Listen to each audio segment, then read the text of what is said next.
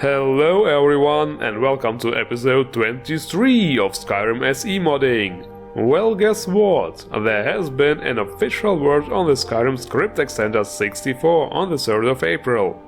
However, the only thing they said was that they don't have an ETA for the beta release at the moment. This is, however, enough to make certain people desperate, and it seems more and more modders go back to modding Oldrim. So I guess I will be making Oldrim review episodes more often in the future. Other than that, this week turned out quite good actually. So set your speakers and monitors to hype and let's get the intro started.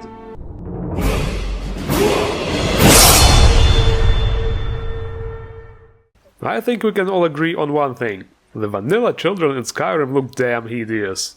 And not just that, the worst part is, they all look exactly the same, like some creepy little clones, and you can almost hear them whisper, "We will eat you in your sleep." Fortunately, there are several mods out there to fix this, and here is a fresh one. The Kids Are Alright by Trip the Rift.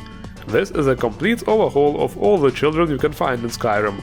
It goes without saying, this is a huge improvement. The faces look highly detailed and were clearly created with realism in mind, without going over the top and yet with enough individuality. You can actually tell the kids apart without looking at their names. And that's, for example, definitely that arrogant prick son of the Jarl. Have I done something to make you bother me? The appearance also fits the background of the characters pretty well, meaning Brace, for example, will actually look like a Redguard, and so on. The clothes the children wear, by the way, are also all custom and fit their status. In some cases, however, the appearance is a little bit too idealized. In my opinion, the poor beggar children, for example, could use some messier hair, maybe dirtier, more worn clothes. I'm thinking the way children look in Witcher 3. Now that would push the whole thing even more towards realism. But those are just my 2 cents. It's definitely a nice mod as it is, and I'm sure many of you will prefer this to other children mods out there. Okay, the next mod is a necessity. Maybe not right now, but believe me, at some point you will be really glad it exists. No more random dragon attacks by Total Insanity. Now that's a nice username. And what this mod does should be really obvious. It's true, Skyrim is all about dragons. Dragons are pretty much its trademark. I mean, even the freaking logo is a dragon, after all. But at some point we just get tired of dragon combat, and the random dragon attacks can become really annoying. You just want to do some side quests in peace, but you get interrupted all the time. When you fast travel, dragons. When you sleep or wait, dragons. When you just fucking blink, dragons. At some point they will start attacking in pairs, and even inside the cities, flying around, lolling at you, killing NPCs and so on. At some points you will have unlocked all the shouts and have no need for dragon souls anyway, let alone a house stuffed with tons of dragon bones. In other words, at some points you will be just sick and tired of dragons, and this mod will be a true blessing. Okay people, time for weapons! And let me tell you, the weapon mod of this week is quite bombastic. BillyRo Ultimate Swords Anthology by BillyRo, Lice 23 and Lested. This, ladies and gentlemen, is a huge package containing pretty much all the weapon mods by BillyRo. Those of you who watch my videos actively will sure notice a couple of familiar faces, since I reviewed quite a lot of BillyRo's work. But by far not all of it. There are actually over 60 different weapons inside this mega mod. Most of them are swords, but there are also some axes, some gloves and also one lonely shield that somehow got lost, I guess. I don't really need to say anything about the quality. Those of you who know BillyRo know what kind of high quality beauties this modder makes. And the rest of you can see them right here. So I guess I can just shut up and let you enjoy the show. Oh, you know what? I could use the time and perform the Dragonborn song. But there is one they fear. In their tongue he is Dovahkiin. Dragonborn! Dovahkiin! Just kidding. I'll spare your ears this time.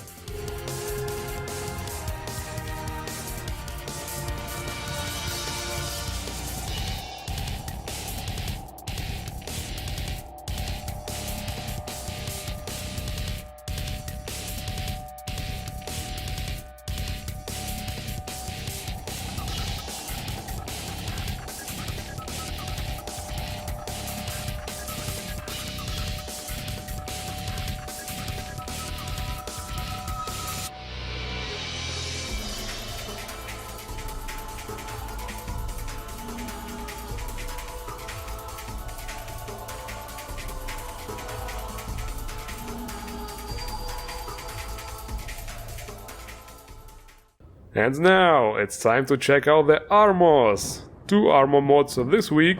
The first one being Burate's Samurai Armor and Kimonos by Reimu. Don't worry, I'm not gonna do the whole review that way. So, this mod spins all around the blades, of course, and includes lots of new samurai-themed equipment. Lots of stuff included. Most items can be found around the Skyhaven temple. Some can be crafted through books, which you will also find around the Skyhaven temple. And there is also a special armor set.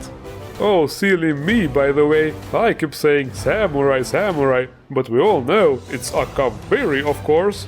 You know, lore police and everything. Okay, let's cut the crap. Of course the Akaviri are samurai. Seriously. But anyway, besides those armors, this mod also includes those really cool looking war flags, for example, some shields, different kinds of Japanese weapons.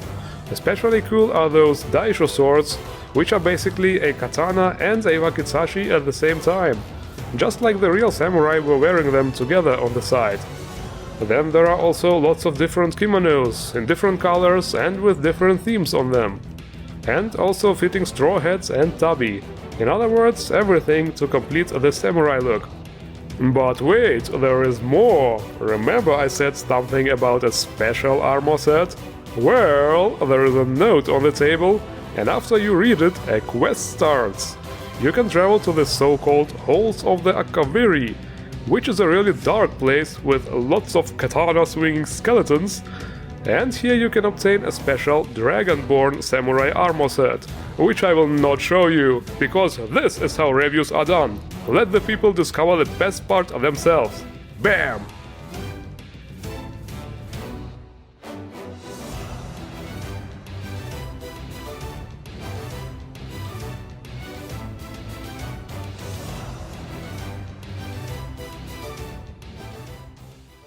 And for the second armor mod, prepare to embrace darkness. The Batcave Reborn by the Rotten Core. Near Solitude you will find the ruins of the Wainwright Manor, and beneath those lies the Batcave, a place for those who feel at home in darkness. And inside of this place you will find the Bat Forge. Here, and only here, you will be able to craft weapons and armor worthy of a dark knight. There is also, however, the Bat Display Place something. Well, there are 2 armors on display and ready to be taken, and also some swords and a bow. Everything inspired by the Dark Knight. And we are obviously talking about the medieval variation of the Dark Knight. And with this, we are ready. Let's get going then. That's right, let's do this. The land of Skyrim, my land, is in chaos. A civil war is raging. Beasts from ancient times have awoken again. A shadow from a foreign land aims to take our beliefs and enslave our people. The time has come for a hero to rise from the darkness. A hero Skyrim deserves. With great power comes great responsibility. When you cage a beast, the beast gets angry. I'm bad and that's good. Oh shit, I can't do this anymore. It's not just the quote salad, you know, it's also painful to speak that way for a while. So we better continue to the next mod. And now, ladies and gentlemen, finally a mod with content. Been a while since we had something like this. Stonecrest City Reborn by Meth LeBeau, alias Beaumeth. Stonecrest is a village-sized settlement located on the shore of Lake Elenalta. A cozy little village with nicely crafted exteriors and also interiors. This place is filled with NPCs really well, and looks livelier than any vanilla village. Some of the NPCs are also voice acted. Honey, I've told you I'd find a way to retrieve the amulet. Will you ever forgive me? Possibly, but you have to do something fast. By now, the amulet should be at the docks of Eastlaw. Let me guess. And there are also quests. There are supposed to be a total of 8 quests. I have, however, only completed 2 of them. because to be honest, I experienced crashes, and I mean a lot of crashes. There is probably a conflict with something. I tried disabling various mods, but it didn't help. For example, I noticed that the children in this mod are somehow radioactive or something. Going anywhere near them causes a CTD right away. The only mod connected with children that I have is The Kids Are Alright from this episode. But disabling it did nothing. So I would recommend backing up your saves when you try out this mod. And this is it for this week's episode. As always, the links to all mods can be found in the description below. If you're going to use any of them, don't forget to endorse the modders. And if you enjoyed my video, hit the like button and subscribe to my channel for more Skyrim action every week. I thank you all for watching and see you around.